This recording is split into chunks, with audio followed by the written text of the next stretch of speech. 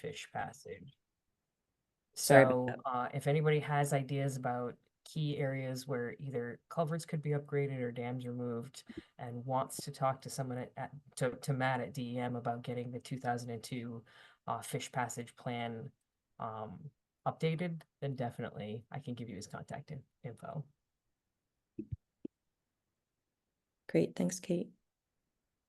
And I know DEM also is receiving funding from the Narragansett Bay Estuary Program that they're trying to find how internally they can provide that match. But then they'll be hiring a project manager for this project. So it's kind of a general Rhode Island restoration and fish passage project manager, but about, at least half their time or so is going to be spent specifically on the Blackstone, and then the other half will be more statewide priorities. So we are really excited for that eventually to get posted and to get somebody that can be managing this grant, because there's so many different pieces and it's not anybody's full-time job, and we all know how hard that is.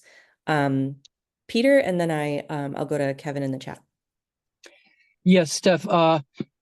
A question on the update. What is the status of Valley Falls Dam, the fourth in the run?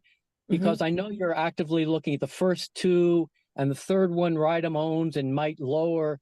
But Valley Falls, it seems like the community is already planning on that neighborhood and refurbishing of the site there, and traffic is an issue. I'm just a little concerned about what are the plans for fish passage, because there were options on both sides, but I thought it might be better through the Valley Falls ruins. Any updates? So Valley Falls, because it's an active hydro dam, we can't pursue federal funding to explore fish passage or removal or anything like that on that dam, because they have a FERC license. And so the goal would be to work around the first two dams together, and then because so Main Street and Slater, and then because, like you said, Rydam owns Elizabeth Webbing, they're doing an analysis right now, an incremental analysis to explore whether lowering or removal or partial removal would be an option and what that would look like. And if we can get fish up to that point, then it would trigger Valley Falls to require that they would have to provide fish passage. So it's kind of on pause. I think the state has had some conversations with the dam owner, but we're not allowed to use federal funding to pursue that. If that makes sense.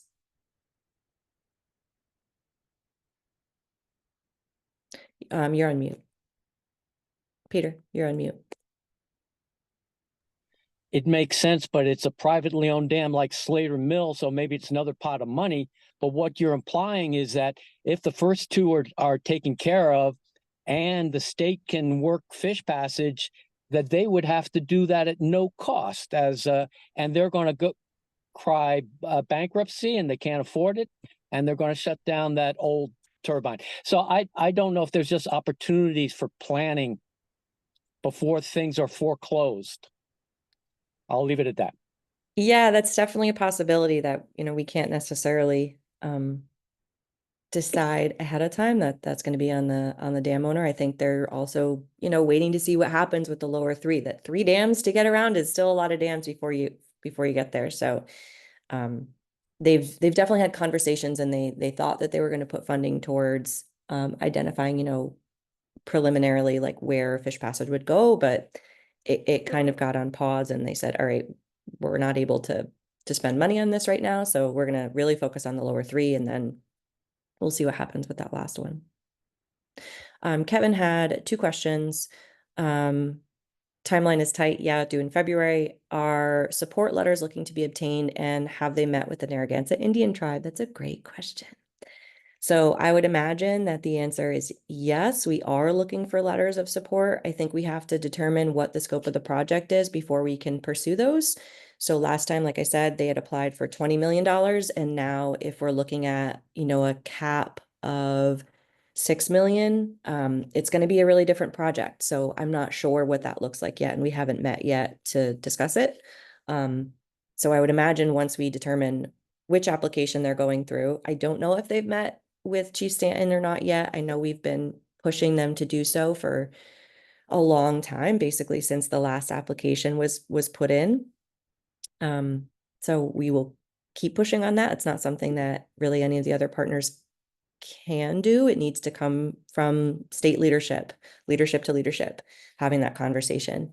But when they decide which application and what the scope is, absolutely, we'll definitely be pursuing letters of support, and we would love partner support on that. Allison. I just had a question. Is the funding source, is that only for dam removal, or I was contacted, DOT was contacted by the Charleston Land Trust and Audubon Society, and working with the Conservation Committee about Mill Pond fish passage. But that is mostly choked by Phragmites. I have a DOT maintenance garage down there, so they were looking to see if we could do stormwater management before we did, or before they did, fish passage work. And is the funding just for dam removal, or like wetland restoration? Like, I think I missed the core piece of that piece. Yeah, so it's a burial removal grant, so I don't think restoration, like Phragmites, would count and be eligible. Danielle, are you allowed to comment on that and clarify the So it's answer? more focused on like culvert upgrades, dam removals, things of that nature, a little bit less on frag removal. So the 4 extra feet of sediment doesn't count as a barrier? They want structural removals or structural hindrance? Structural removers are a bit more competitive. Yeah, thanks. Anything else on fish passage that folks have questions about or want to add updates to?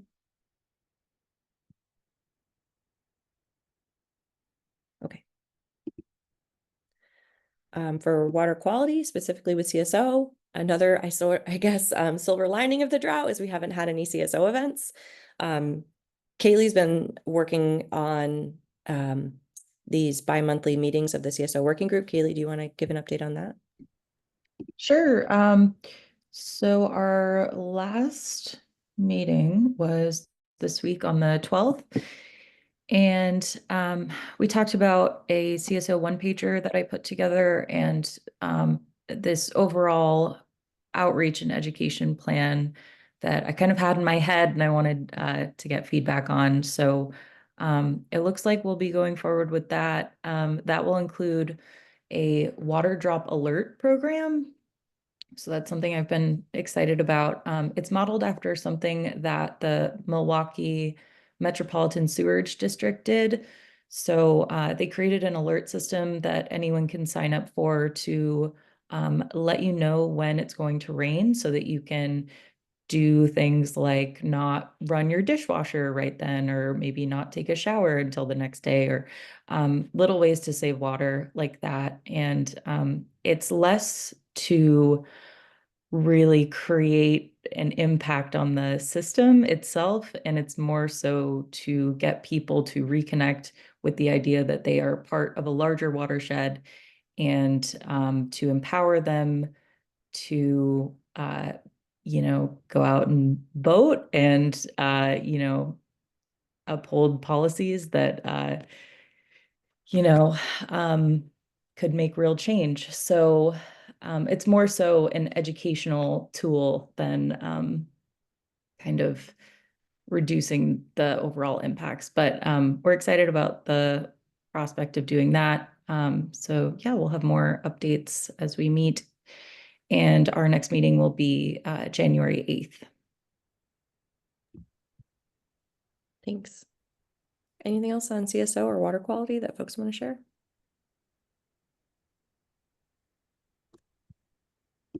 Okay. I know we rarely have Bikeway Greenway updates, but we had a great meeting with the National Park Service and the Blackstone Heritage Corridor, and we heard about some things going on and realized I learned quite a bit, and it would be really helpful to have Devin Kurtz from the Blackstone Heritage Corridor provide an update to all of us and share, what is the campaign that they're working on, and what's been going on, what is the route that they're looking at, and sort of how can we all help with that and get involved. So Devin's going to be our December speaker and give a presentation and answer our questions. So, in the next month, feel free to read up on Bikeway and think about the questions or thoughts that you have on that. Does anyone have any other Bikeway or Greenway thoughts, updates?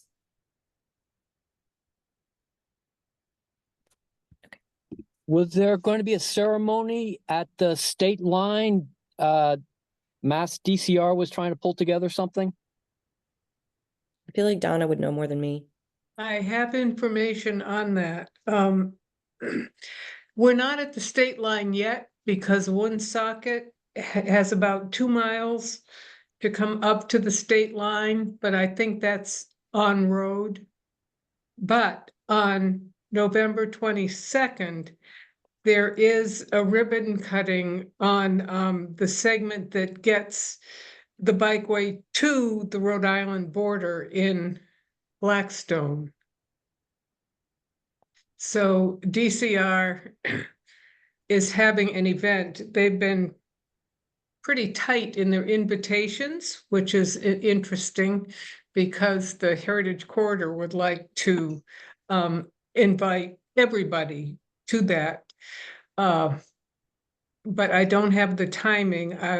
When I find out, I'll try to spread the word far and wide so we can have a real crowd there. Yeah, that's great. Thanks, Donna. Anyone else?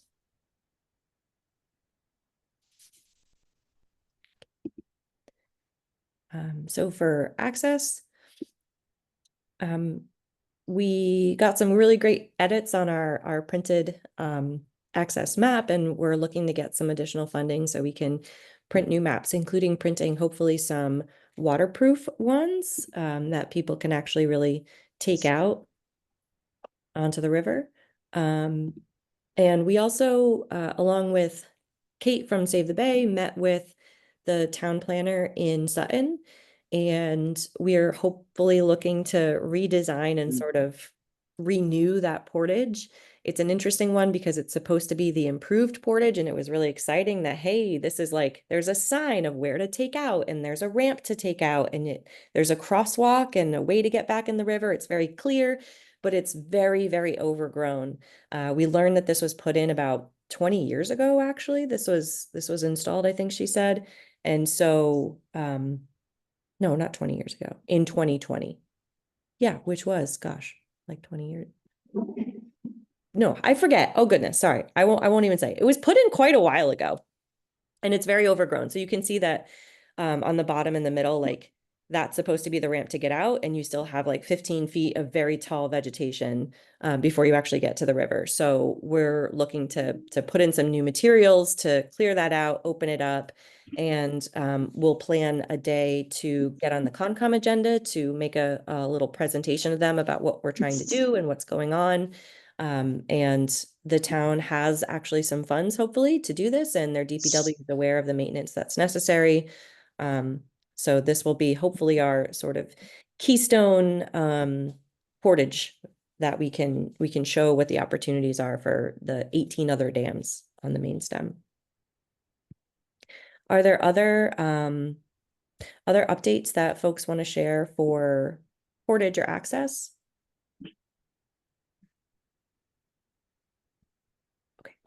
And just know I have a hard time seeing the chat when I'm presenting, so feel free to say anything or unmute yourself too. Oh, I see Eric says it was hell getting through. It really was. It was very challenging. This was like the low point of the paddle, actually, for some folks, trying to go through all of the stinging nettle and poison ivy. It was not fun, ironically, at the one improved portage. Hey, there's Eric on the river.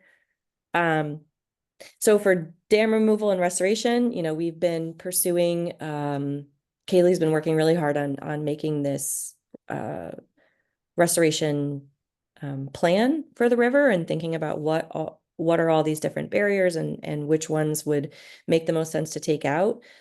This one actually at Farnhamsville in Grafton is one that we would love to see opened up.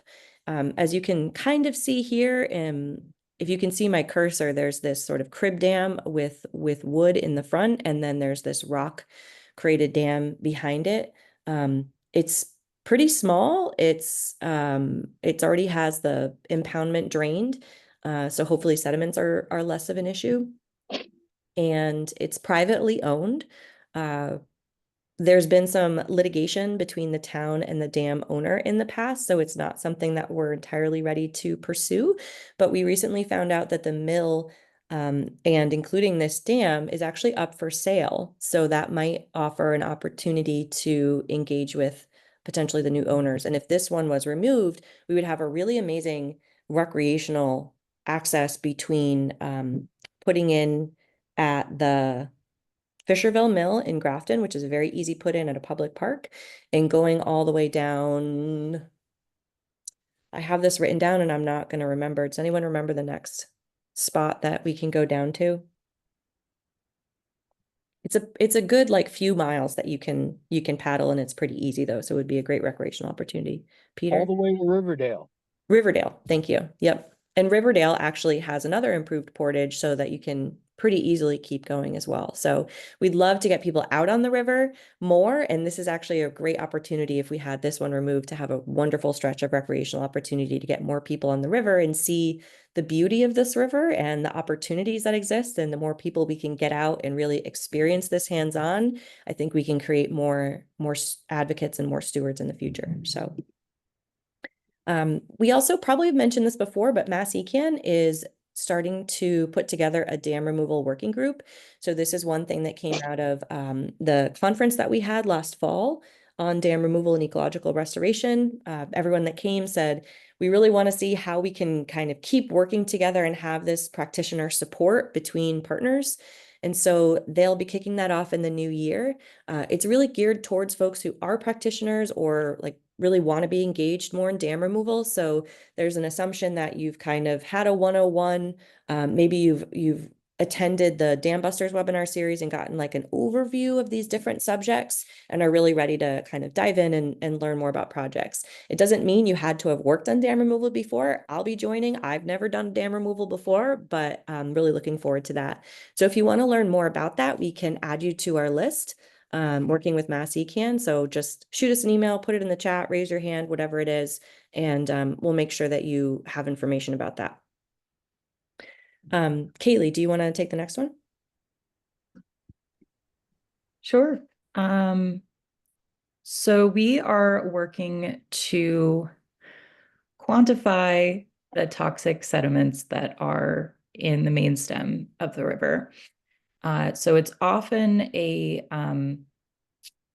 an argument that's used to kind of shut down dam removal on the main stem. So if we say, hey, we want to maybe remove Farnhamsville or another dam, it's kind of like, no, there's toxic sediments. It would be very expensive, but we've never really quantified that. At least recently, there's been a lot of studies in kind of between the 1970s and the 1990s that explored this, but we really don't know today what it looks like. So I've been working to compile a list of studies that have data collection within their scope in terms of sediment cores and getting specific chemical compositions of those cores. So what's actually physically in the sediment. And it's been slow going because a lot of these reports are not digitized. If they're from, you know, the 80s or the 90s, there's a good chance they're just paper and exist in someone's office somewhere. So if you got a weird email from me saying, hey, I'm looking for this report, that's kind of what this is in relation to. So if you have any leads or any information, feel free to send it along. But yeah, that's something that we've been working on quite a bit the last couple of weeks. Yeah, thanks, Kaylee. And we're hoping that we can get some additional funding in the future to actually do some sediment sampling. We've talked to a few different folks about this, and we're hoping to learn the best management practices and the methodology behind it to make sure that we can follow the appropriate regulations and then identify some sites river-wide about where we want to take sediment samples. We're told that it's about— How you doing, Kim? Good. Busy week, kinda. I'm gonna just put someone on mute there. So we've learned it's about $1,000 per sample to run. If we can do the kind of gathering, then that's sort of the lab fee. So we're looking to get some funding and do some of that work. And we think it would be a great baseline just to understand, what is this sediment look like? And there's a lot of research now that says if the sediment behind the dam that you're exploring is sort of the same as the baseline sediment in the river system, then it might be that you don't need to remove it. Then again, if we know it's a certain level of toxicity, we might want to remove it just so that we can improve that that potential for health and safety concern. So we really don't know where we're at, and we're really curious about this. So it's something that we'll be looking into and pursuing in the new year too. We also saw that EBC, the Environmental Business Council of New England, has a dam management webinar coming up next Tuesday. It does have a cost associated with it. If you're government or a nonprofit, it's $30. If you're private, I don't remember. It's a lot. I think it's like 110, something like that. But if you're interested in that, the link to it is in the notes, and we can find it and share it here too. Anything else on dams and dam removal? Stephanie, on sediment, the SEP, the Supplemental Environmental Program or Project, I think the Hassanamesco Band, Yes. they have a study underway with Brown University, and that's supposed to be released in a few months, I think. Yeah, so we've definitely been working with them as well. So they're taking, I think, 4 or 5 different samples at a few different places on the river, mostly focused, I think, in Grafton, where the reservation is.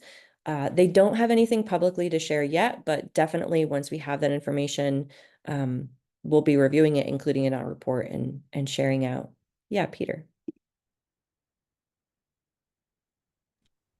Yes, thanks, Steph. I was just wondering if you had an update, because it sounded like it was going ahead in Worcester with the little pond up in the north, that they were going to get monies to fix the pond. Why is it blanking on my name? Cook's Pond. Yeah, so they had thought about— what I heard was that they were considering pursuing a grant opportunity, and then they decided not to pursue it. I'm actually supposed to meet with Elsie after this meeting to learn more about what's going on, and hopefully meet with some folks from the Cooks Pond Association and learn what their goals and priorities are, whether it's potentially pursuing removal or partial removal, or if it's only to repair the dam. And, I know that there's a lot of houses and recreational use on that pond, so removal might be a challenge. But yeah, I am aware of that one and trying to figure out what's going on there.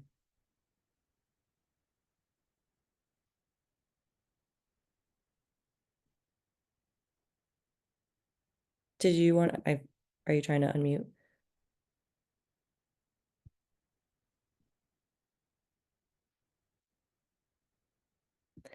I think you're trying to unmute, Peter. I'll give you a second.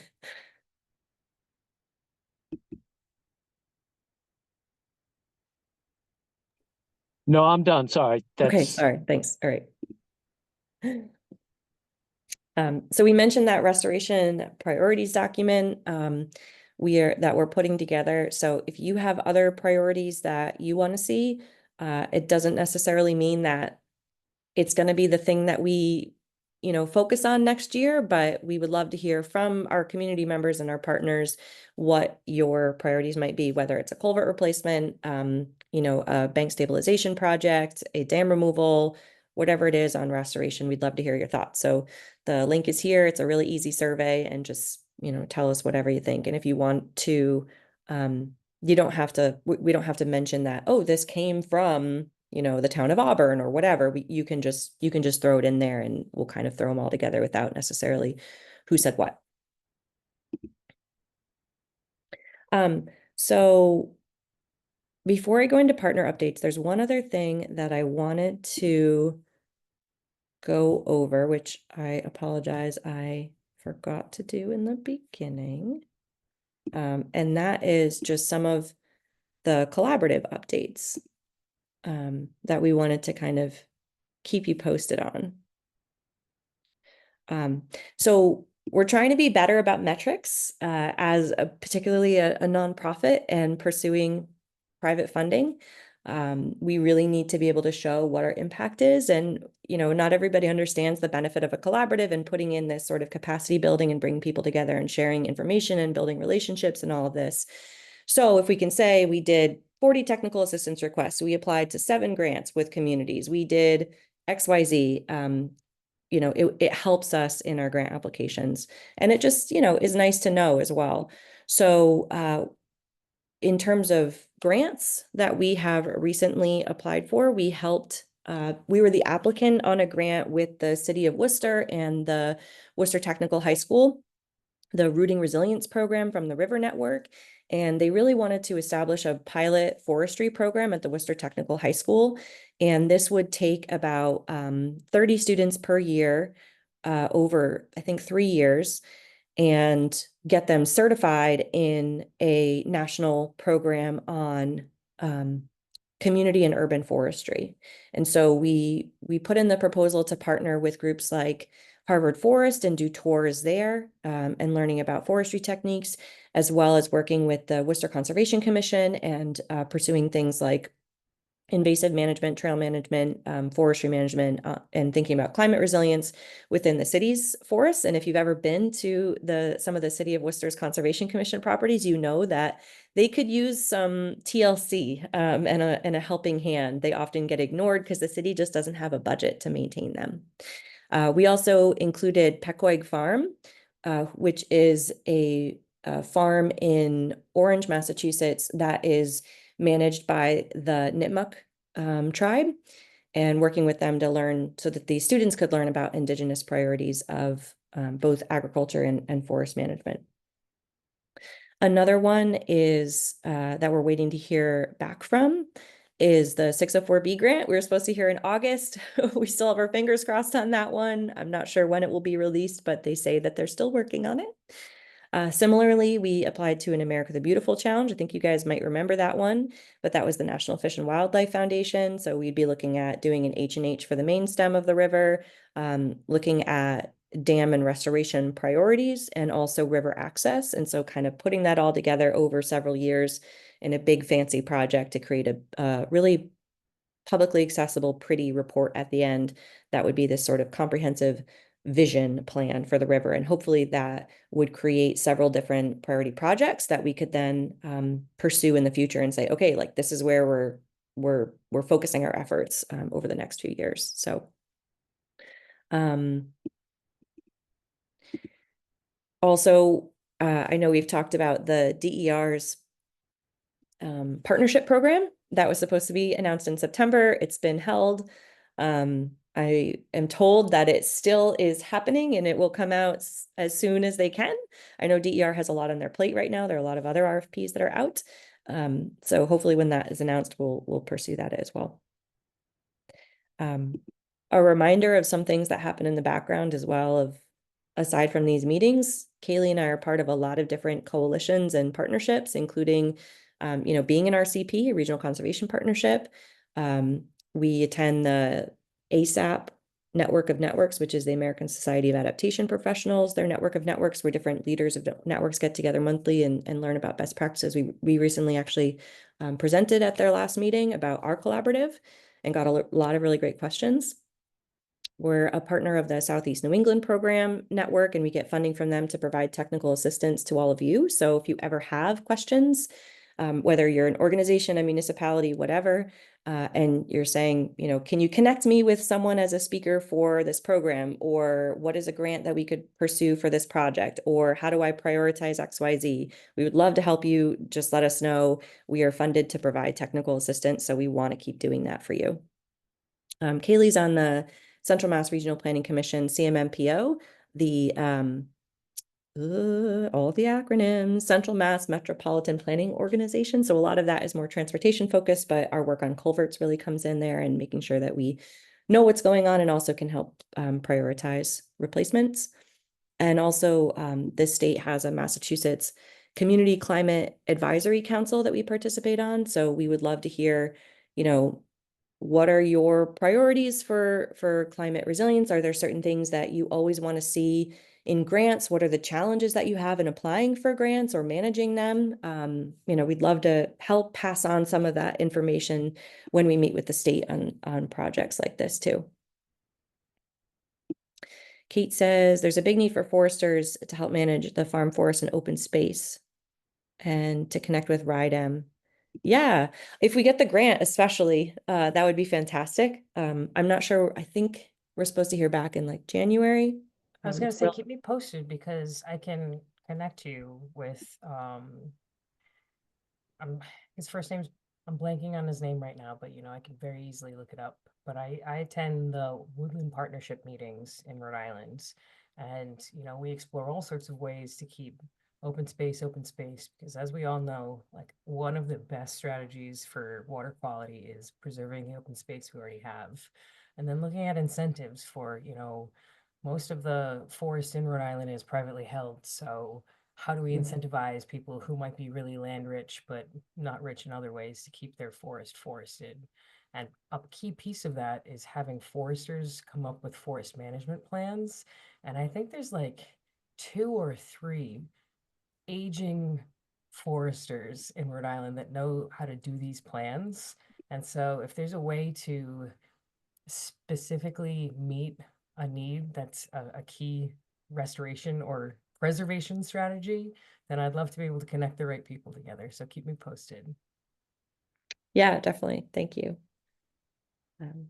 Yeah, hopefully we hear back about that one. I think it was a pretty competitive application. It was very well fit into what they wanted to fund, which was workforce development, youth engagement, and focus on urban forestry and environmental justice areas. So 2 other things, and then I'll hand it off to all of you. One is that the Massachusetts Energy and Environmental Affairs has created this flood impact advisory committee. So some of you may have heard from them, and they're looking to identify really specifically in municipalities where flooding occurs and who's affected by that. So they're hoping to pick a few different pilot areas to ground truth, you know, some of these flooding reports, identify the causes, and then help create plans for implementation of flood mitigation. So if that's something that you're interested in, or if you know that there are particular areas of your community that do flood, feel free to just let us know and we can pass that on, or we can connect you to the folks who are running that program and share that information. But it's a great way, you know, I feel like that's part of why the collaborative was started, is to connect communities into some of these projects, because I know that all of you and many that are not here today really have low capacity and can't just kind of run all of this on your own or pay attention to all the different projects going on. So, you know, anyhow, any way we can be helpful, we would like to be. Okay, and then the last thing I'll say is to save the date. So our next meeting is in December 20th. But the one, and that'll be online like regular, but the one after that in January, we're going to be meeting in person. So this is something I've heard from a lot of folks, that you really want to meet in person and that you miss that connection.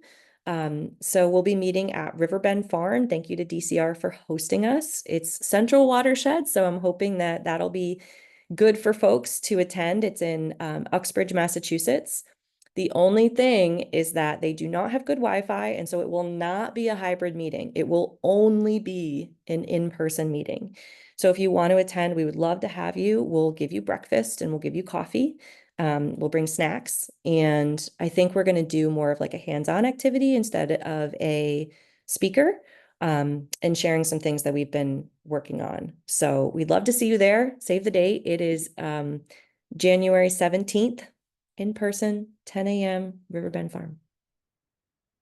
Okay, those are all of our updates. So now I'll hand it off to you guys, and you can share projects that you're working on, grants that you're applying to, something that you need help with, something that you need a letter of support for, something that you're just excited about, a resource, whatever it is. And I will give you an awkward silence. Just warning. Well, I'll go ahead and fill the silence for a second here. Ted Beauvais with the BRWA. As I mentioned, we are having annual meeting tonight at the Blackstone Heritage Corridor offices located at 670 Linwood Avenue in Whitensville. And we'll have a business meeting from 6 to 6:30. And then we have a speaker, Commissioner Tom O'Shea, the head of Mass Fish and Game, is coming to join us to talk about their 5-year strategic plan. There's space available if you want to attend. You're welcome to. You can register at www.thebrwa.org. And after his presentation, we're going to bring him and anybody else across the parking lot to Murder Hill Brewery and Tap Room, and we'll buy you your first beer. I think they close at 9, so there probably won't be a lot of heavy drinking, but we'd like to at least let everybody have one beverage. So it's not too late. If you want to come, please do. Thanks. Thanks, Ted. And you said the public part starts at 6:30? Yeah, I mean our business meeting from 6 to 6:30 is open to the public, but tends to be probably a little boring. But the speaker is supposed to kick off around 6:30. Okay. And do you have the address of that we can check? 670 Linwood Avenue, the Blackstone Heritage Corridor offices. They're very graciously made their space available for us. Thank you. I think that's what is in the background of Heather's picture right there. Is that the same dam? Yeah. Figuring out our dams. Awesome. Thanks, Ted. Other updates that folks have?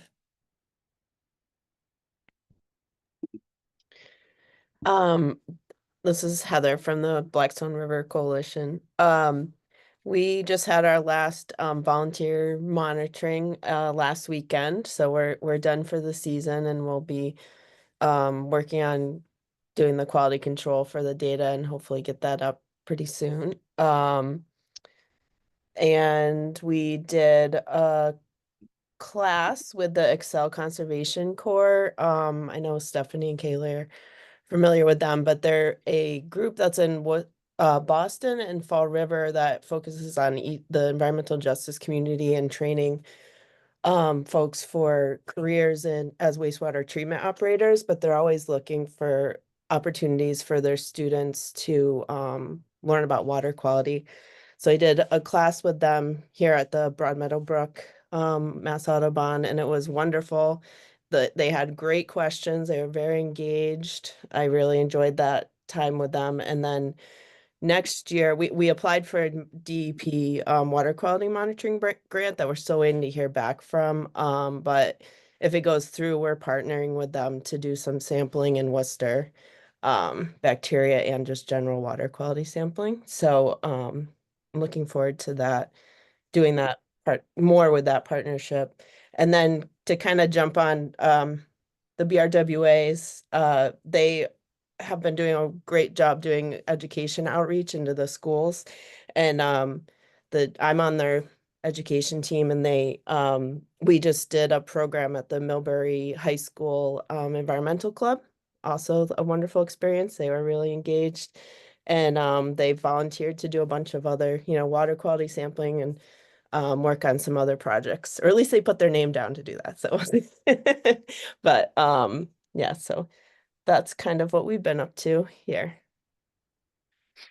Awesome. Thanks, Heather. Yeah, thanks. Which reminds me, so that grant is from the Narragansett Bay Estuary Program, that educational grant. And NBP also has another grant opportunity that has recently opened. I think it closes in January, that I wanted to highlight. So I'll grab the link for that. But it's focused on planning for restoration projects. So not implementation. And I think that's, a little bit lower money because it is planning, but NBP has a really easy application process. So if there's something that you're interested in applying for, I encourage you to do so. Or if you want to partner with us on that, we're happy to help with it. Let me get you the link. CMRPC, I mean, not CMRPC, so many acronyms, sorry. NBEP also has CCMP, a comprehensive coastal management plan, I think is the exact acronym, but basically their next sort of visioning plan for the next 10 years, and that is in draft form and open to public comment. So if you remember from several months ago, last time we met in person, Darcy, their director, had made a presentation, and we did some brainstorming about what the priorities were for the Blackstone. So that plan is out now, and we can comment on it. So I'll get you the link for that too. Andrew, go ahead. Thanks. Yeah, just a quick update. Excuse me.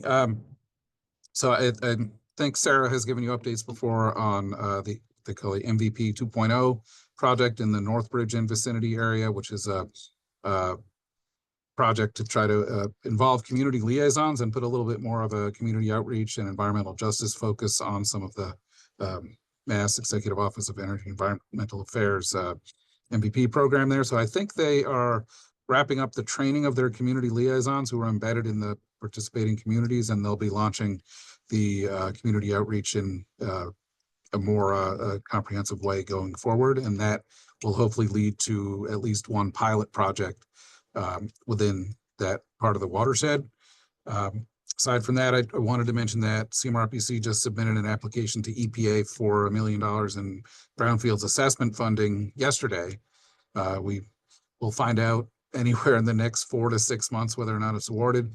But I am curious, it might be possible to do something with river sediment testing with that grant. I'm not sure. It may, it would be very site specific as to the eligibility of that, but I think it's worth pursuing if that grant is successful to see if there might be a way to supplement what others are doing on that front.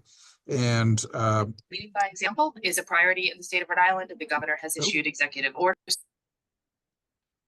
All right. And the last thing I just want to touch on was we are wrapping up the town of Blackstone, Massachusetts hazard mitigation plan, and we have recently started the town of Millbury's natural hazard mitigation plan. So I think Stephanie will be sending you information about those in case you were interested in participating or just reviewing the plans before they get finalized. Thanks, Andrew. Yeah. Sure.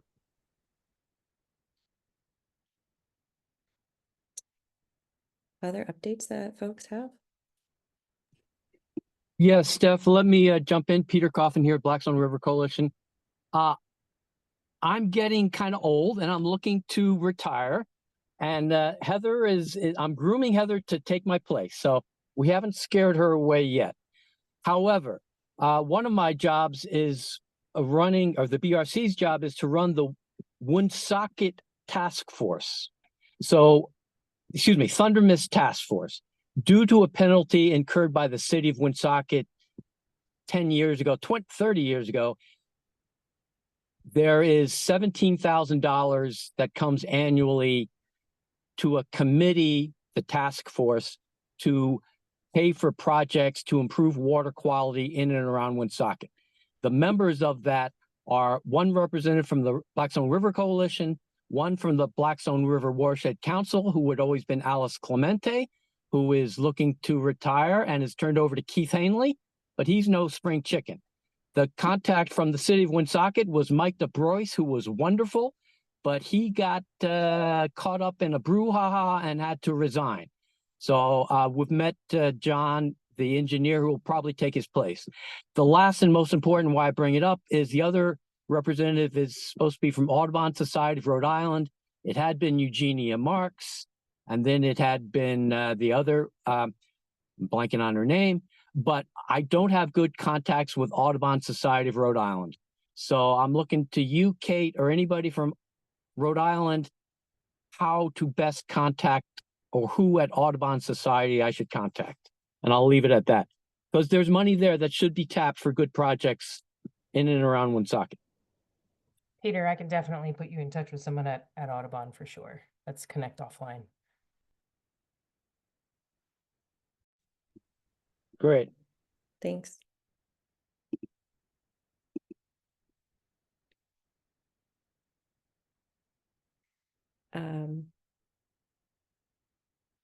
I will also mention that Eco Rhode Island is having an event next Thursday. They're having a discussion in Woonsocket actually with residents and other partners to meet with their new staff and talk about environmental issues that are around the Woonsocket area. So they want to better understand what residents are concerned about, what issues exist, and what they should be paying attention to and reporting on. So if that's something that you're interested in, there's the registration link. I think it's at 6:30 next Thursday.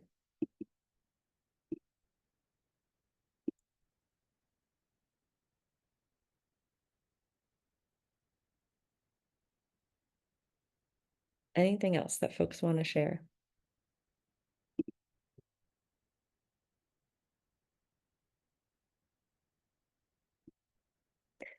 You just like to hear from me. I'll also mention the Hassamisco band, Nipmuc band, had a fair on, and oh, did we talk about that last time? I can't remember. In October? I can't remember if it came up, but it was fantastic. It was a really cold day.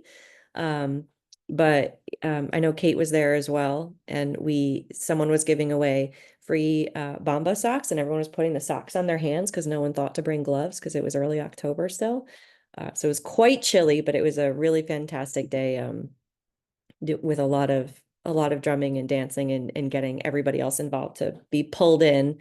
And if anyone knows Bruce Curlis from that tribe, you know what a jokester he is. And so he was the MC for the event. He was calling us out saying, "Get in here, you've got to dance with us." So it was a really fun event. And speaking of which, so I know we've had our fish passage, our fish parade the past 2 years. We're thinking ahead again of when that fish parade might happen this coming year. Usually it's in May, so it'd be May 2025. So keep your eyes open for a save the date on that one. And there also will be opportunities like last year for sponsorship. So if that's something that your organization is interested in, let us know, and we'll be putting together some more resources and materials about that soon. Okay, anything else? All right. So I'll leave it at that with a reminder that, the collaborative only exists because of our partners. And so, Kaylee and I are happy to sort of step in and make decisions whenever we need to, and you guys don't want to. And I know that's another thing of when you have a million things on your plate, you don't want to make decisions about something else. So we can fill that role, but at the same time, we represent you guys and we are a collaborative of partners. So anything that you want us to work on, that you want us to focus on, apply for grants, switch priorities, whatever it is, like it's about you guys. So keep letting us know what interests you, and we'll see you at our next meeting on December 20th. Right. Take care, everybody. Thank you. Thank you. Bye. Thank you.